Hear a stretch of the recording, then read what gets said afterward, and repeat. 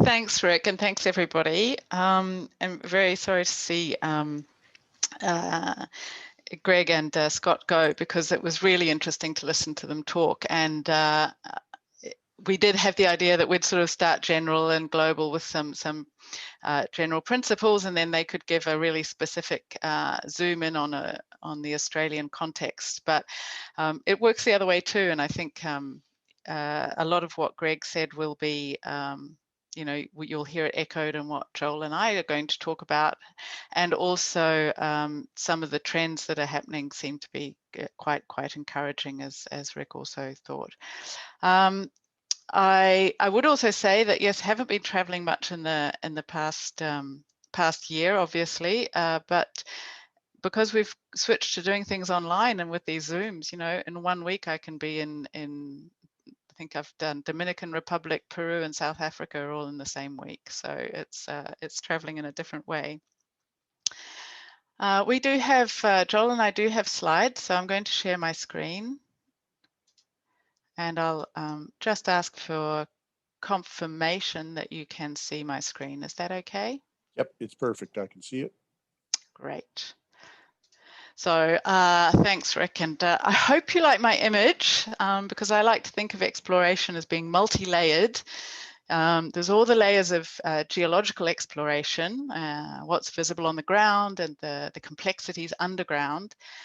And it's the same when looking at the people. There's what's visible on the ground and multiple layers of complexity behind that, which is pretty much what we're all about here at CSRM. We're one of the research centres within the Sustainable Minerals Institute here at UQ. If you don't know us, we have a team of around 20 staff. We also have PhD students, everyone with very diverse backgrounds in the social sciences, including anthropology, sociology, development, political science, international relations, and so on. And we very much focus on the social, cultural, economic, and political challenges that occur when change is brought about by resource extraction. So, we look at issues such as community engagement, agreement making, conflict and grievance management, displacement and resettlement, community development, cultural heritage management, and the list goes on. And we look at these issues across the mine life cycle, from early exploration to mine closure and beyond. And so we called this this talk sort of bringing the people into prospecting, but I would argue that you can't take the people out of prospecting. So Joel and I have experience from different places around the world, but everything we experience is just as true here in Australia. And I think we really heard that before. I came into exploration from the NGO world. So I was living in Burkina Faso, working across French-speaking West Africa, focusing on development through local capacity building, participatory approaches, bottom-up development, as they call it, specifically in the area of water sanitation and hygiene. And as I began to work with exploration companies, I was really excited to think that here was a potential national source of economic growth for countries that were otherwise heavily reliant on international aid. But I heard time and again, fewer than 1 in 10,000 mineral showings become a producing mine. We need to channel all our money into making a discovery. Then we can think about the community. Or we're only taking soil samples, or we'll only be here for a month. And I think this is something that's meant that there hasn't necessarily been as big a focus on social performance at exploration. It's a little bit like we'll turn to that when we make a discovery. And it's been great in the last few years with support from the Pavetta Foundation, actually, to be able to really focus on this stage of the mine life cycle and say, no, there is stuff that needs to be done. And we certainly heard from Greg how important it is. When I was in West Africa, I was lucky enough to work closely with a company that didn't think that way. They did want to pay attention to the local context. And even when you do really want to pay attention, there's a lot to unravel. So this photo is from Liberia.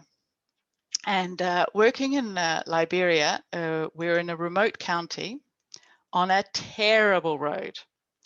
And now this road hampered the county's connection to the capital and to other towns when it came to everything: supplies, government support, services.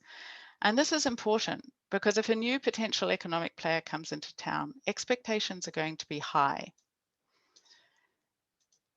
We were in dense bush, but you know, you're never far from people and you're always on someone's land. There was extensive artisanal mining in the area with long established activity. So we were really careful to engage with them, with the authorities, with communities. And despite our best efforts, we still missed things. We engaged with the paramount chief, but we failed to engage with the land chief. And so when a traditional devil came out of the bush to stop our drill rigs, we lost 2 days as a solution was negotiated.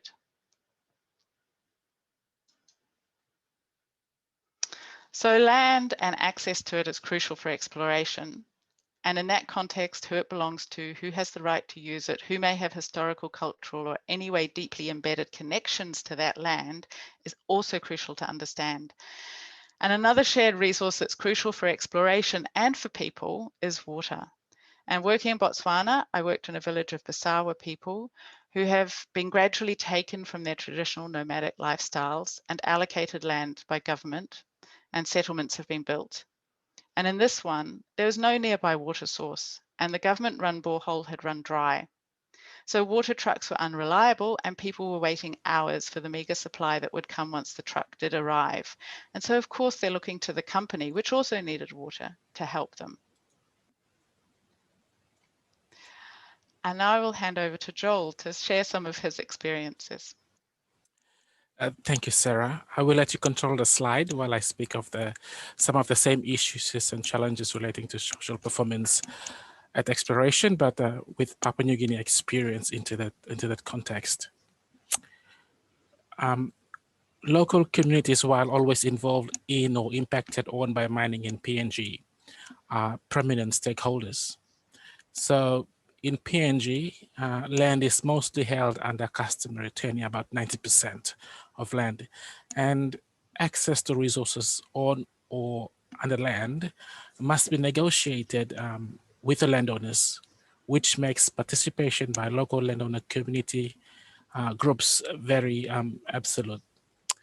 In fact, the PNG Mining Constitution enshrines this participation in legislation, and communities have become major economic beneficiaries of mining developments, but at the same time have signed up to some of the brunt of the social, cultural, and environmental changes that mines bring. Conversely, they are the so-called type of stakeholders where one academic who is very familiar with the mining sector in PNG and has written extensively about it, have put it that the local communities have their own way of menacing the mining industry. So typically mining exploration occurs in very remote communities and islands where government services or presence is almost non-existent. There are communities and landowner groups at exploration sites. They develop high expectations on the type of development and services that mining companies will deliver in the absence of state-led developments. Not only that, but by seeing how landowners in other operating mines have benefited from cash and non-cash incentives and other benefits, also sets the expectations and the dynamics of engagement at exploration very, very different. And that's when people like myself and geologists have to manage all those expectations around that exploration. And as exploration advances and the state trying to formalize how local communities can actively engage in the future mine, this is when the underlying social issues emerge and can collide with the state and company requirements. I'll give you an example of an exploration project where I last worked and why the topics which Sarah and I bring up in this seminar are important. I worked for about 8 years in an advanced exploration project as a community relations professional, alongside a team of anthropologists, geologists, environmental scientists, engineers, and many, many other consultants. This project is located in a very remote part of the country with a massive footprint covering several hundred villages and about 500,000 people. And access to the site is by river and bush treks. And each time when the project the project design changed, the need to engage with the new groups also arise. My role was to negotiate land access and support the various technical studies and keep our community relations stable enough to continue the exploration work. The nature of exploration operates on schedules and timeframes, and everyone at the exploration team under immense pressure to deliver according or within the time frame. And the time frames are not always flexible to accommodate the need to engage with some of the core social issues. And in the context of developing countries like PNG, mining is seen to be the driver of development and other personal aspirations, and that sheer level of pressure around time frame can be used as a threat that if things are not hurried, then the potential mining developer may walk away. So the social issues are parked aside and left for the future. So what the academic says about the community issues is like menacing the mine during its operational phase, in fact, are the manifestation of the same issues that were not sufficiently recognized and accounted for earlier on. Back to Sarah. Thanks, Joel. And I guess what we wanted to say is these stories are not just anecdotal. They point to a deep complexity in mineral exploration.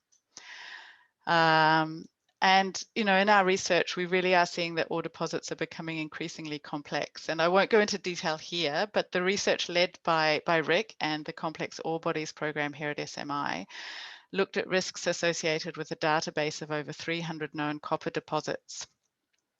And the researchers found that 96% of the copper mines had concurrent risks spanning more than one topic on the matrix shown here.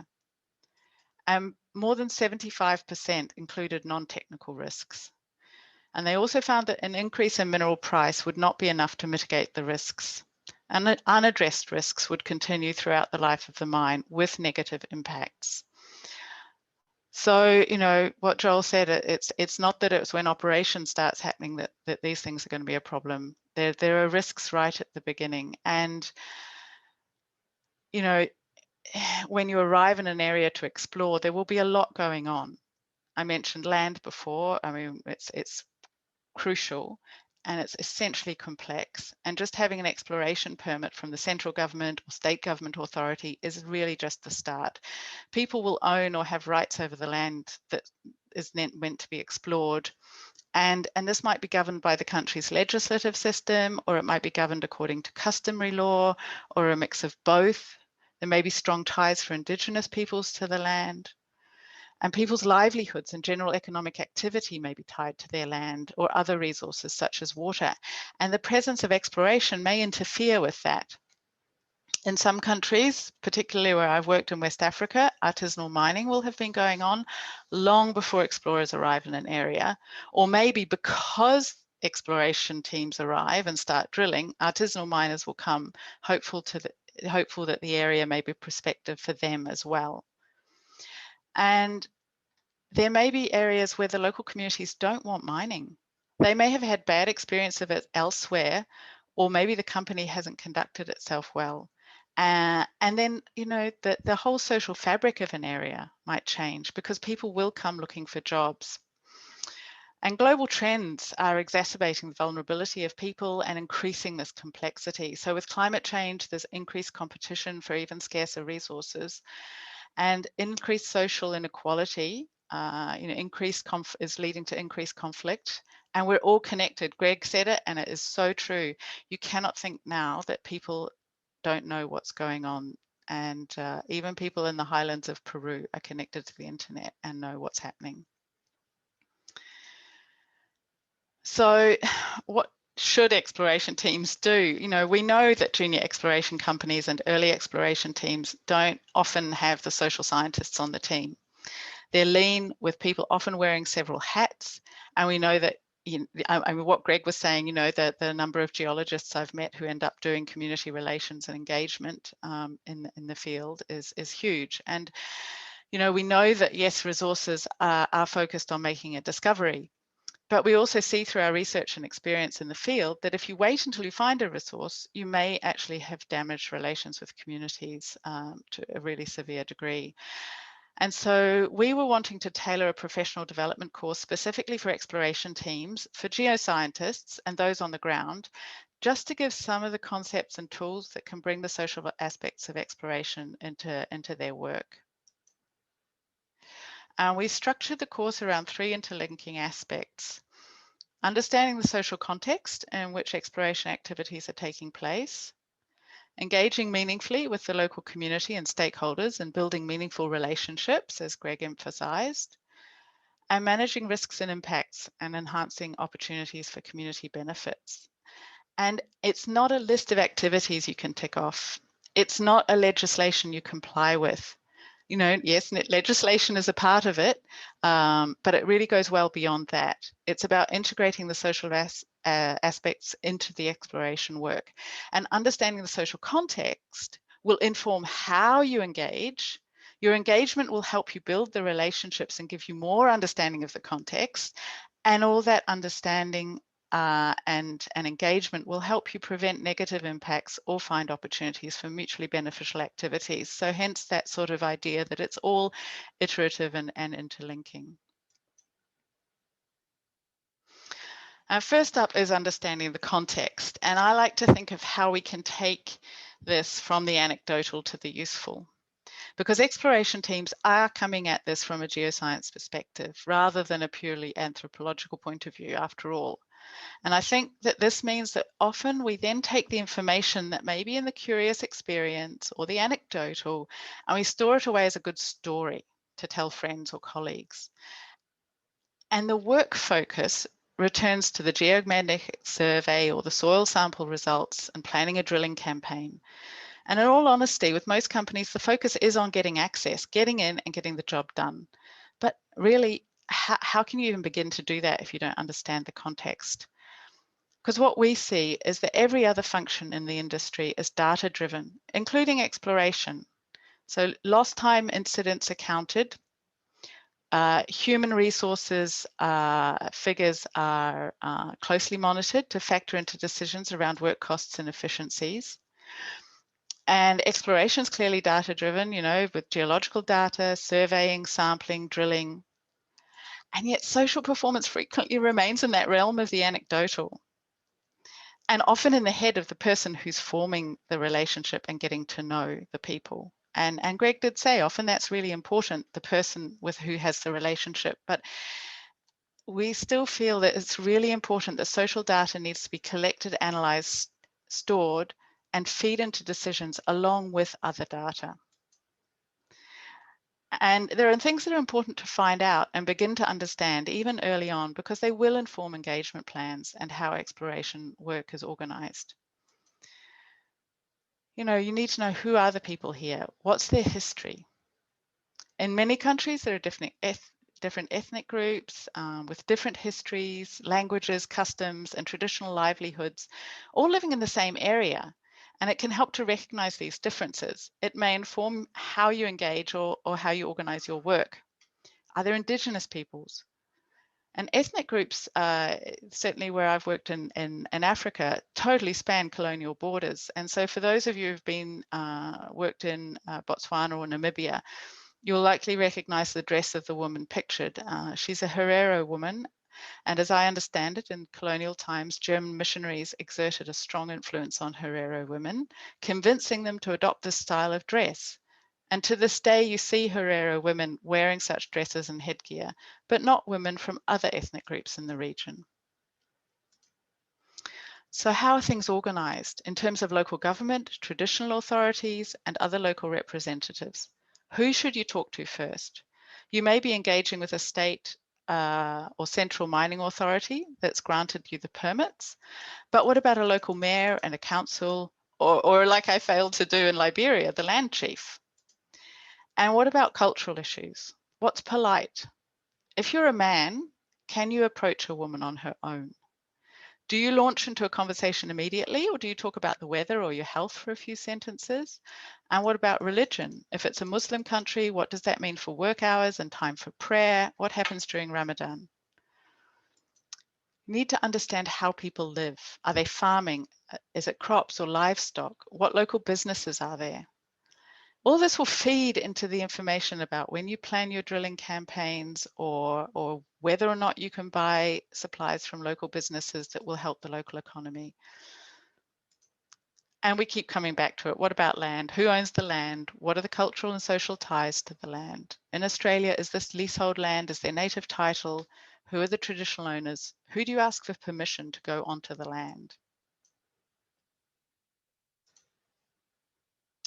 And we focus in our course on how social data is stored in such a way that it can be useful. For example, I think you'll agree there's an increasing use of GIS systems to portray the social information visually. You can use mapping software to highlight key social information like sports grounds, community meeting places, places of spiritual significance, cultural heritage, schools, health centres. And when significant places are portrayed on maps overlaying the geology, it's much more impactful and more likely to be considered by the decision makers. And storing and using the social data collected is crucial.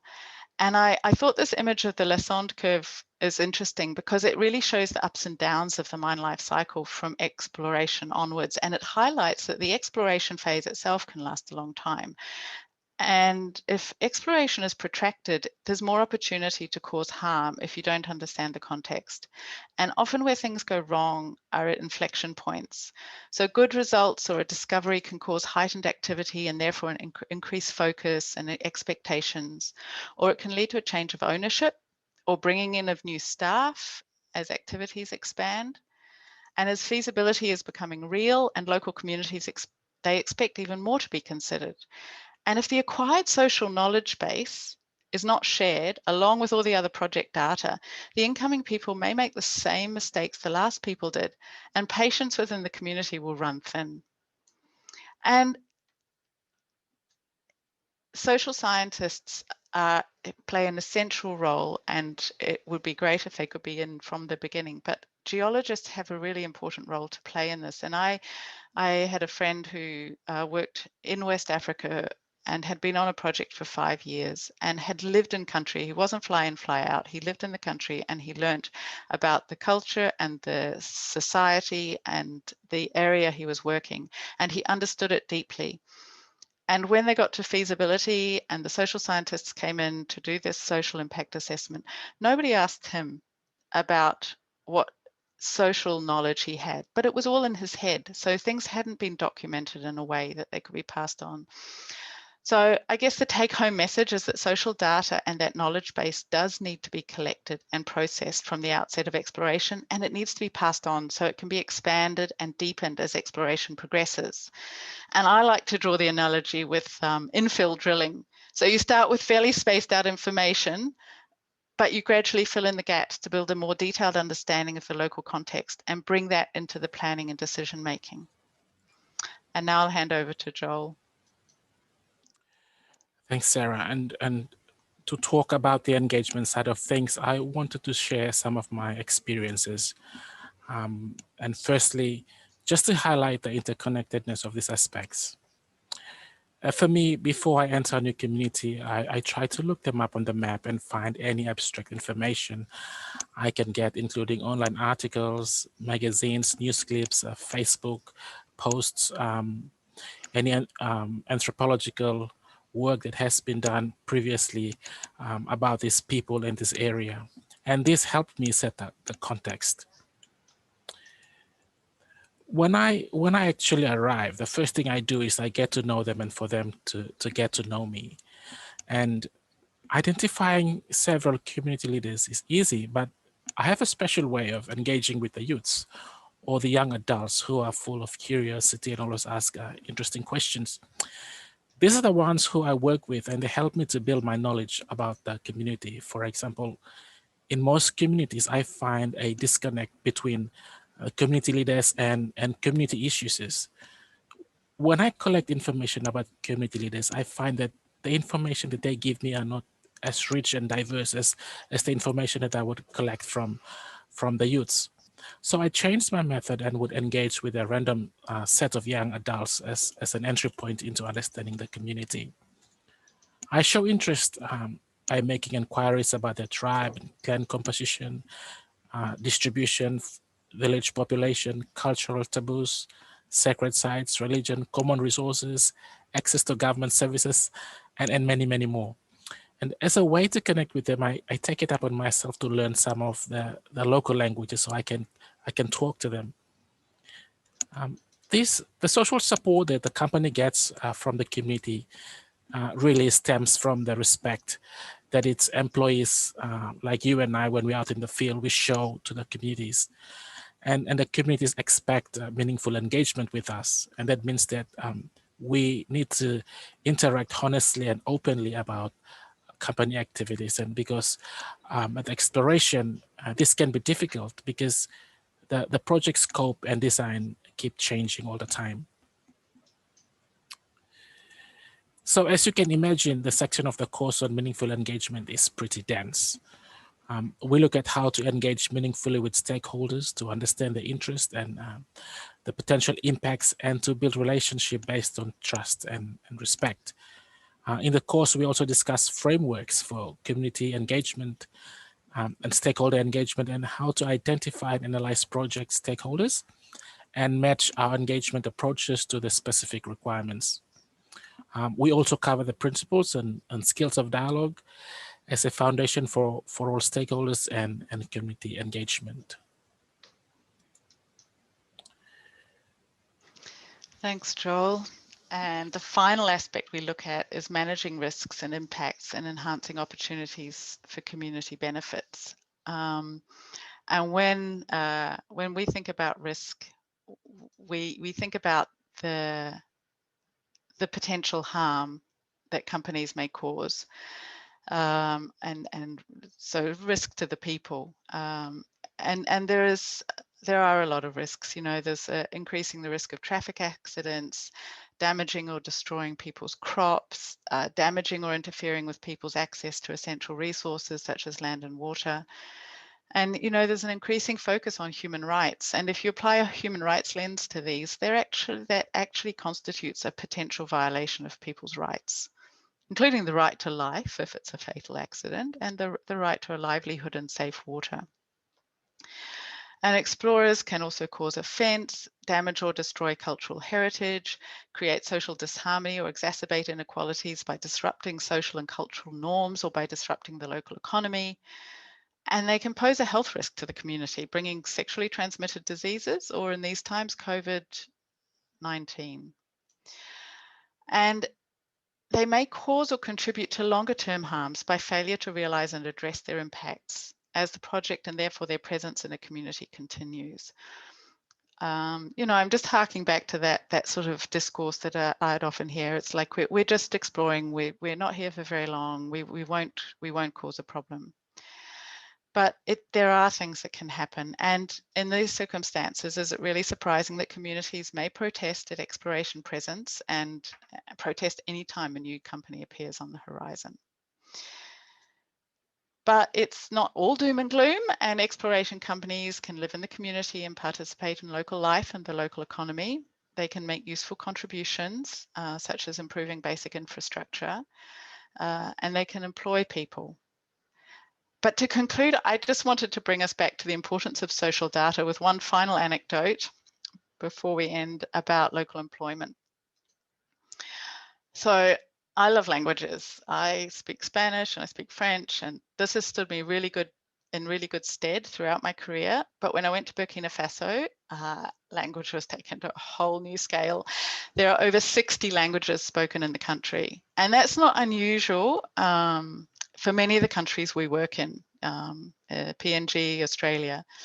And as I lived and worked across Burkina, I became more familiar with the major ethnic groups, where they hailed from, their languages, and I attempted to learn the basics of one of them. I'm sure you're not all 60, that's for sure.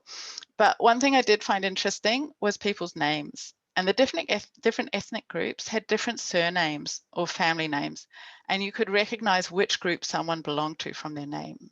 A bit like MacKenzie shows that I have Scottish heritage. So how does this relate to exploration? So here, this image is of the major language groups of Burkina Faso. And I went to do some work for a company that had been exploring for over 5 years in one of the border regions, far from the capital city. And the Burkinabe geologist, who was also managing their community relations, told me that when he had arrived on the team, the local people kept complaining that they were not being given jobs. And this was causing tension with the community. And the foreign explorers had promised to employ local people, and they actually thought they were doing so. But when he looked at the employment register, all he saw were names from the Mossi ethnic group that you can see is predominantly in the area where the capital city is. There was not one local surname on the list. So basically, when jobs came up, the people already working for the company would tell their friends and family back in Ouagadougou to come down to the exploration camp and apply. And so the foreign explorers were none the wiser. There was social data, however, in the people's surnames. And the examples of surnames won't work for everywhere and appeal to me because I like languages. And of course, there may be people from the local region with a local surname, but who no longer live there. But in this case, knowing local surnames, paying attention to that could have been used as one means to cross-check that the company was meeting its commitments to local employment. So to conclude, there are plenty of resources out there with useful guidance that you may be familiar with. And one of the most recent from last week, in fact, is a really clear explanation of what is meant by free, prior and informed consent and considerations with regard to FPIC at all stages of the mine life cycle, from pre-feasibility to closure. You can see the guide on the Resolve website or download the PDF. The World Bank's financing arm, the International Finance Corporation, offers guidance often aimed at more advanced projects, but they also produced a handbook in 2015 specifically for juniors at early exploration. And the PDAC also offers considerable guidance for explorers, and there's more out there. But I will leave it there, and thank you everyone, and we're more than happy to answer any questions. Thanks very much, Sarah and Joel. That was great. Really got a lot out of that. And now is the chance for anyone online to ask any questions you have or make any comments. We had one person share, and I can't copy. And what I'm learning is that there are things that you can't do in Zoom. Like I can't copy the link they sent for something to do with Chevron, Shell, Chevron, and Exxon, an ABC News article from today, I believe, and their caption was "Change is happening," but I can't copy the link. I believe that was in reference to in the EU, the Dutch government has imposed restrictions on Shell, telling them that they have to cut their emissions by at least half for all their activities. I think that's what I think that's what it's about. Oh, that's great. No, thanks for that. Yeah. And the other thing we actually did get, for the first time ever, we got a question. We got a question before the webinar actually started. So I'll go to that question while we wait for some other ones. It's from Russ Eli from Rio Tinto. So he's saying, exploration teams often downplay local community opposition to exploration in their area, hoping that community support will eventually be gained once the potential benefits of the project are fully explained. Is there data available to support this hope? Or is it more common for community sentiment to be fairly rigid, not switching from broad opposition to broad support? I guess the implication there is just because it's been explained to them in a lot of detail. I think that's an interesting question. I think Joel and I both touched on it, and the fact that it's at exploration is kind of like, just wait, just wait, just wait. When we find something, you'll be happy. And I think it really speaks to the building of trust, which I'm sure Kieran will talk to, but also relationships which are based on mutual respect. And it's not about thinking only about the benefits. It's what about the harm that happens to people. And so you cannot expect people to be put up with damage to their environment, changes to their livelihoods, you know, these things on the basis that they're going to get benefits on the other side. It's not, you can't sort of offset one with the other. The objective has to be not to do any harm, and then to contribute to sort of meaningful, mutually beneficial development. So yeah, I don't think that I think we need to start right at the beginning saying, no, we will do this without, it will be transparent and we won't cause harm, and we will be honest about what we can do at what stage, and not just expect people to be quiet and acquiesce until we can present them with some wonderful benefit they're going to get out from the mine, or if it's ever made. Yeah, okay, thanks. And we have another question online here from an anonymous attendee. And it's a question that I think has been asked numerous times in the last little while, and that is, how did the WA incident occur regarding the destruction of the Aboriginal sacred site, the Juukan Caves, I guess? And they'd be interested in your comments on that. There's a whole inquiry happening about that. And it's public. And I think there's a couple of things that are really that in itself is a new event. It's a first. The extent and the depth of the public inquiry into understanding the answer to that very question. That actually leads to another question, I think, and then I'm going to come to one that's in the chat here, because that seems to me to be an example where the outcome was very much modified by the direct influence of investors on the company. And are you finding in your work with exploration companies are looking at this, you know, from a, say, junior point of view or any point of view, really, that they're more sensitive to the message being sent or appearance of their, I guess, performance in their exploration from an investor point of view? Yeah. I think there are definitely trends, and certainly I did resist talking about ESG in the presentation, but that's becoming very much top of mind. ESG risk, impact investment, and I think something that's also interesting is the discussions that are happening at the level of the different codes, like the JORC code in Australia, and then within CRISCO as the sort of overarching global body. When it comes to actually resource definition, the social aspects are considered in resource definition, certainly in the JORC code, under the term modifying factors, and that sort of is supposed to cover a whole range of different things.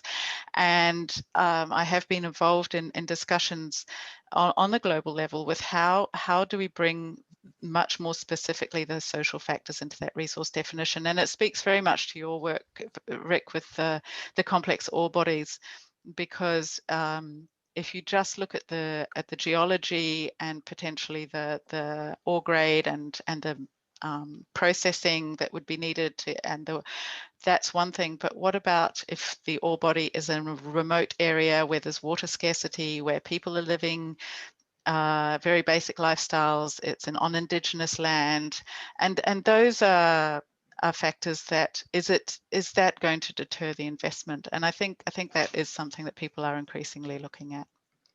Yeah. So we've got a couple more questions here. This one's from Kieran, actually.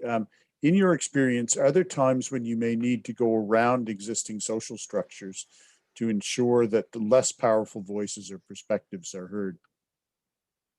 I think that's a really interesting question, and as we talked, I'll ask Joel to say something to this as well. But one of the things I'm very conscious of not having talked about, because you sort of think, oh, well, I can't talk about absolutely everything. I'll be here for 6 hours. But it's that we talk about communities and as a kind of sort of ensemble, but it's not. It's made up of all sorts of different people and people with less and more power. And so the voices of women, the voices of youth, the voices of vulnerable are the ones that are very important to hear. And that's something that you can be very attuned to. And sometimes one of the things that we really try to emphasize is it's not about listening to one voice, and we worry about the danger of a single story. And Chimamanda Ngozi Adichie has a wonderful TED talk on that. But particularly in exploration, you may be asked to talk to the traditional leaders, the local authorities, but then that doesn't mean that you hear the actual voices of the women or the youth. And that's really important, because otherwise you will have impacts that you don't realize on the more vulnerable. Joel, I don't know if you want to add to that. Yeah, I just want to say that, as you go into the exploration, there are issues out there that are more structural, and as you see, these structural issues prevent meaningful engagement, and sometimes they, like, if there is a cultural norm that prevents women participation, and the company would like to respect that cultural norm, exacerbates the problem. So there are times when you have to make judgment in the field and think that, there are cultural norms out there, but we need to, in order for us to achieve participation and meaningful engagement, we had to put our feet down and confront those norms that exist. What are the barriers that exist, so we can work through these barriers to ensure that there is meaningful participation from everyone in the project space. And having an exploration team that represents that diversity helps as well. So having women on the team, having women from different ethnic groups on the team really helps. Okay, so we've got. I know we're running a little bit into. I think we're going to make it to 4:30. So we always run over time. So I guess not any different to normal here. But we've got a couple of really good questions that are left here. So I really wanted to get to those. I'm going to combine two questions here. So this one is around, say, community demand or an exploration. An expectation of a share of the economic benefit arising from a mining project tends to rise over time. And this is kind of usually in conflict with the expectations of investors in a mine, who expect that the original land access deal that might be the basis for why they invested should stand for the life of the project. So it shouldn't be kind of renegotiated. And so I'm combining two questions here. One of the questioners has said, do you have any comments on how this conflict between the original deal and what you have to end up with can be managed? And then the other question that's kind of related to that is that how do you manage community expectations of compensation at the exploration stage? So they're both, I guess, questions around kind of compensation.